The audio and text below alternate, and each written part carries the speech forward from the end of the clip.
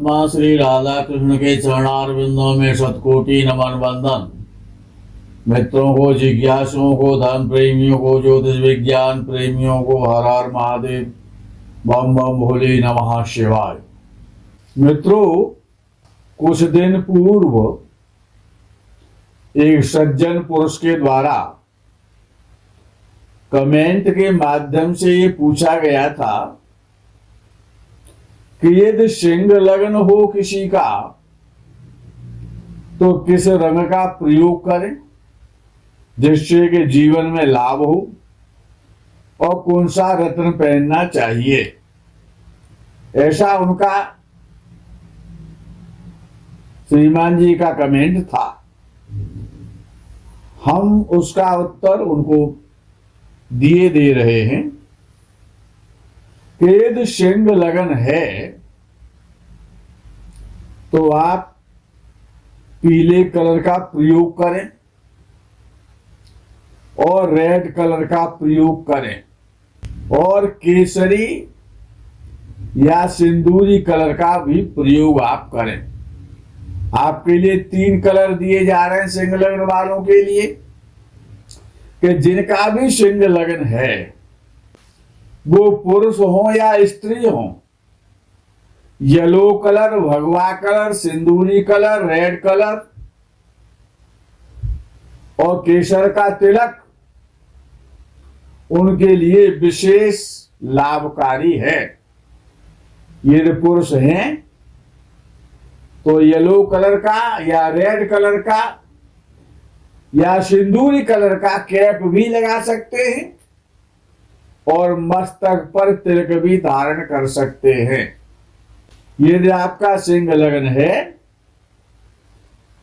तो आप मूंगा भी पहन सकते हैं और पुखराज भी धारण कर सकते हैं। मित्रों, आगे का ऋषि पाराशर ने लिखा है कि धन स्थान, जन्म कुंडली के धन स्थान में मंगल और शनि बैठे हुए हों तो वो धन का नाश करते हैं। मंगल और शनि की युति धन भाव में हो तो दूसरे भाव का नाश होता है, यानी धन की प्रॉब्लम खड़ी हो जाती है। धन का नाश होता है, धन की हानि होती है। धन के लिए व्यक्ति चिंतित और परेशान रहता है शनि मंगल के एक साथ बैठने से धन स्थान में। लेकिन यदि दूसरे भाव पर शनि मंगल दूसरे भाव में बैठे हुए हैं, यदि अष्टम भाव में बुध बैठा हुआ है, याद रखें फॉर्मूला कि शनि मंगल दूसरे भाव में बड़े कष्टप्रद होते हैं, कष्टकारी दुखदाई होते हैं, निर्धन बनाते हैं, धनहीन दरिद्री बनाते हैं। लेकिन यदि बुध अष्टम भाव में बैठा हुआ है तो जातक बहुत बड़ा धनवान बनेगा।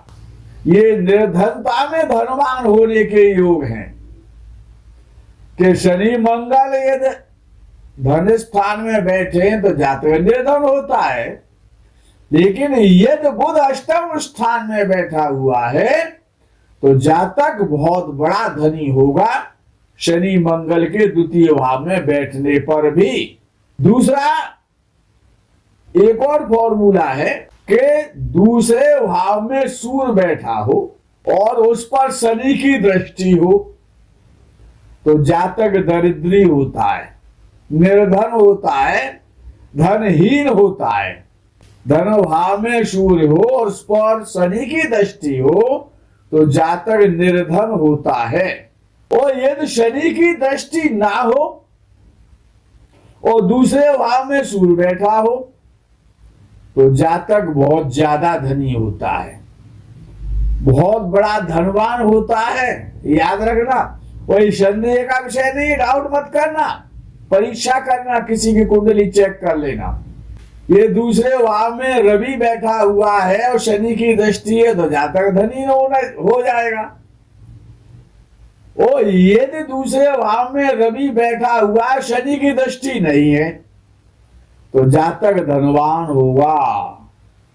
याद रखना, पाराशर जी के सूत्र है ये। धन भाव में केवल शनि बैठा हो और उस पर सूर्य की दृष्टि हो, यानी सूर्य अष्टम भाव में हो और द्वितीय भाव में शनि बैठा हुआ हो, किसी की भी कुंडली हो, तो जातक दरिद्री होता है, निर्धनी होता है, धनहीन होता है, धन के लिए परेशान रहता है।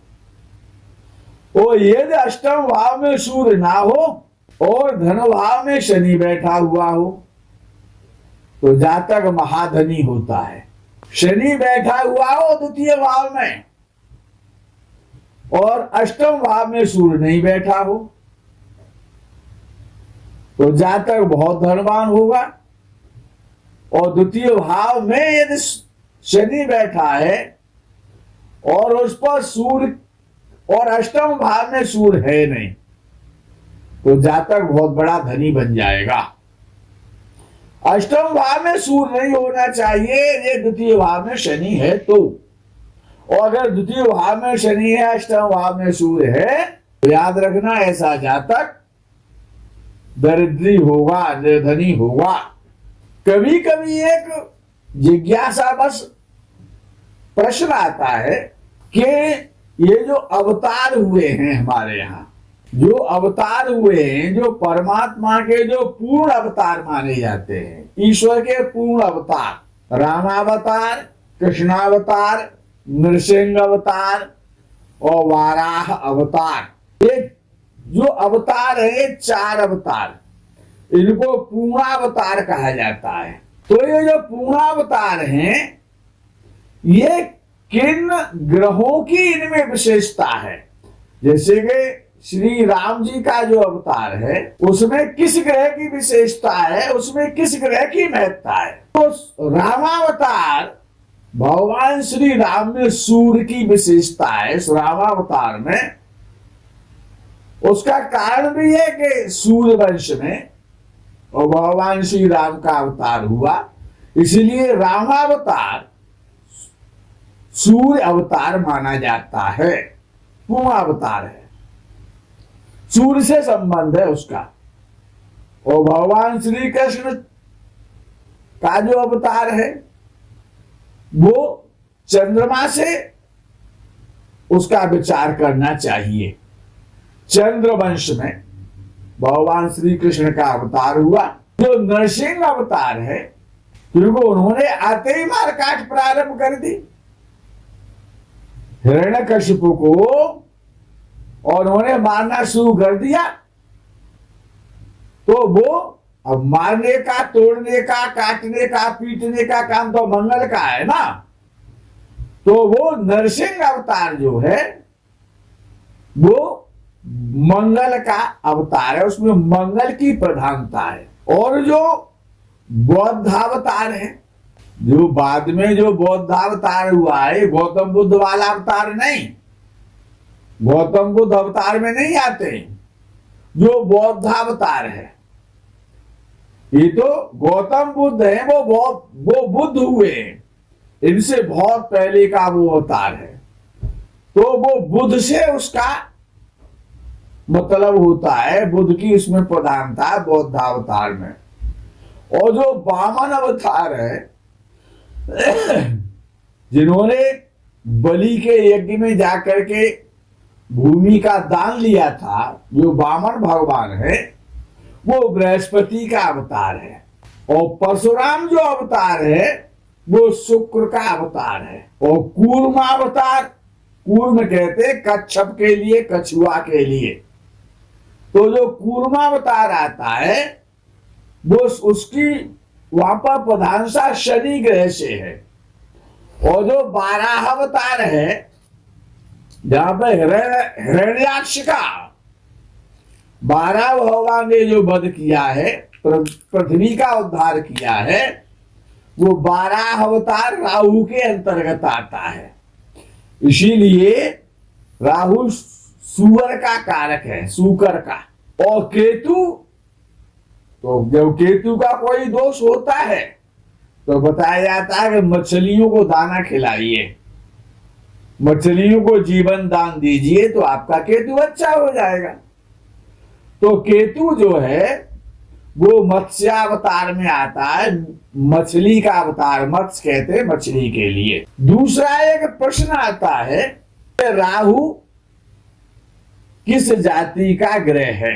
अब तो जाति की प्रधानता आ गई है ना हमारे देश में, तो लोग पूछते हैं कि भाई राहु किस जाति का ग्रह है और वो कहाँ रहता है, किस जाति का है और कहाँ रहता है, उसका स्थान कहाँ है। तो हम आपको बता दें कि राहु चांडाल जाति का ग्रह है, उनका राजा है, उनका अधिपति है। और केतु जिनको वर्णशंकर कहा जाता है, अगर उसे हिंदी में बता दे तो उसको कहेंगे हाइब्रिड। वर्णशंकर को कहेंगे हाइब्रिड वाले लोग, ठीक है, जो मिक्सअप है, तो वो वर्णशंकर कहलाता है, हाइब्रिड कास्ट वाले जो लोग हैं। तो केतु जो है वो हाइब्रिड है और राहु जो है वो चांडाल है।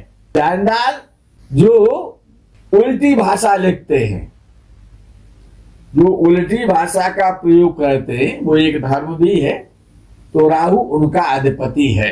और राहु का जो स्थान है जहां पर दीमक रहती है, यानी जिस भूमि में तीतर और बटेर रहते हैं, तीतर एक पक्षी होता है और बटेर भी एक पक्षी होता है। आकार में तीतर बड़ा होता है, बटेर छोटा होता है।